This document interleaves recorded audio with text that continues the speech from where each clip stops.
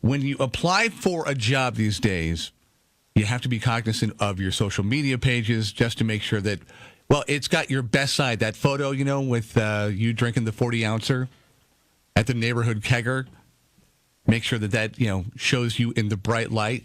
Employment is one thing, but maybe, just maybe, you have to do that for universities and your educational career, too, monitoring the social media.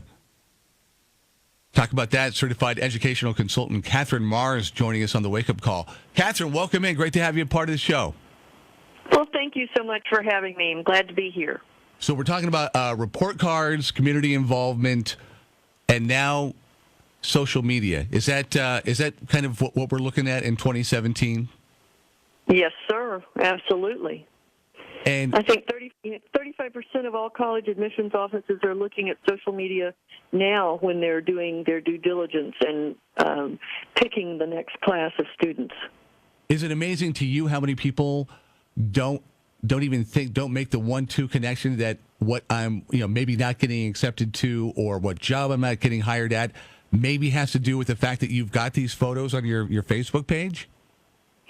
Well, I think that kids oftentimes, I think it's a common thread that everybody between the ages of 16 and 25 think they're invincible and that things aren't going to hurt them.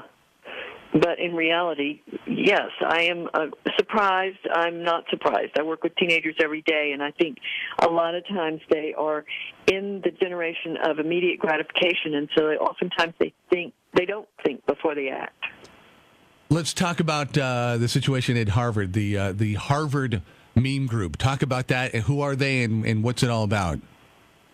Well, there were 10 students who were part of this class of 2021 private chat page.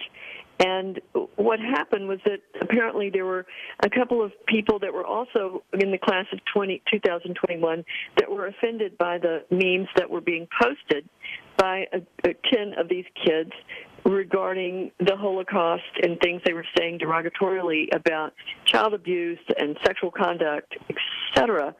And so they reported it to the admissions office at Harvard, and the admissions office turned around and asked the 10 students to please provide them with what they had posted, and they did.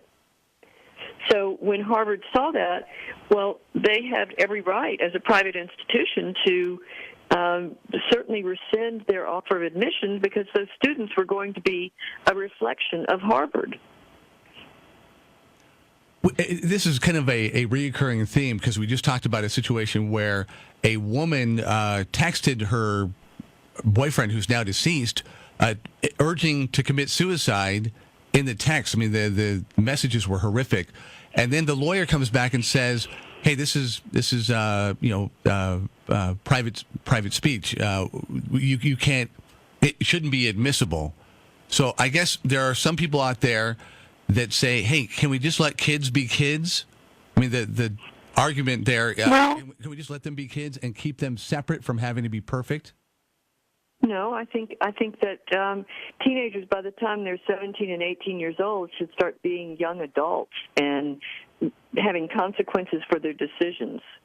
I think that if we didn't live in such a society today where so many kids are coddled and parents are more like helicopters and they rescue their kids and there are no consequences for their actions, by the time they get to college, there will be consequences for their actions, and this is an example.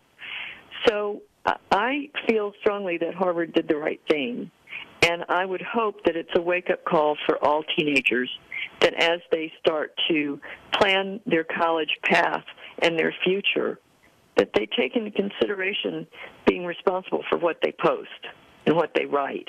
They can think it. They can say it to their friends verbally, but they certainly need to be sensitive to what they post.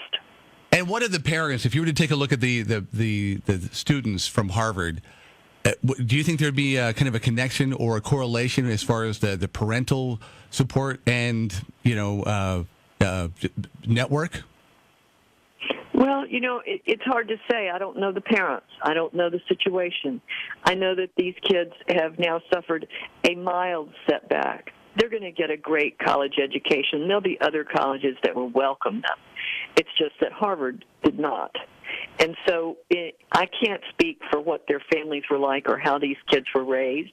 It just appears that they were pretty entitled kids.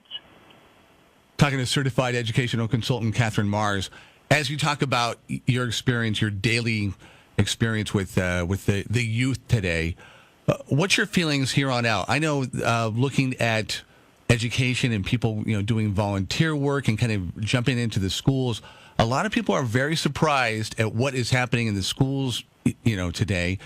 And when you do find that glimmer, that little bit of positivity, it stands out a lot. I mean, there's a lot of craziness. What is your feelings as far as dealing with kids today?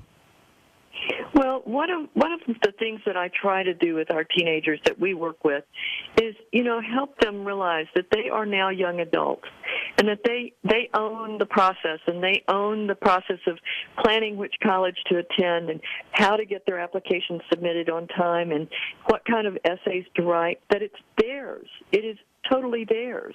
And so if something doesn't go right, it's no one else's fault. In our society, there's too much of this victim. I'm the victim. Just like right now, some people are saying that these 10 students are victims. Well, I don't think they're victims. Mm-hmm. They did that. They should be responsible for their actions. And so when I work with teenagers, that's one of the things that I'm hoping I can get across to them so that they're ready to go to college and they're ready to hopefully make good decisions while they're there. Because mom and dad are not going to college with them. Sounds like you almost think there's a loss of accountability, like the word is lost its definition. Well, you have to think that some of it is lost when you have parents who are calling up the school when a student makes a bad grade and going up and meeting with the teacher about, Johnny, why didn't you give him an A instead of a B? Johnny worked hard.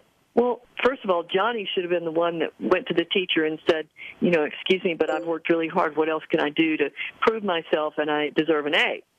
But the parents are doing it for them. That's not okay. We even hear stories about employers who are getting phone calls from parents when a student is an employee is reprimanded for not doing something the way this company wanted it done. So accountability is in jeopardy here. And we need to do more to make sure our teenagers are owning whatever it is that their actions do. Last question. Aside from scrubbing the social media and being aware of what is going out there, what can people do? What can kids do? What can parents do to help their kids be, a bright, shiny, positive candidate to get to the college that they want to? Parents need to be good role models, number one. And then second of all, students need to realize that every college is looking for a class of kids. And if students want to go to the Ivy League schools, it's really a lottery. There is no rhyme or reason because there's so many well-qualified students as to which kids are going to get in. But there are a lot of other colleges that are equally as good as a Harvard, just doesn't have a name. And once you get there, don't blow it. Yeah. Good words. Catherine, thank you so much. Catherine Mars, the certified educational consultant, to talk about the Harvard Mean Group and society as a whole. Accountability. I mean, she brings up a great point.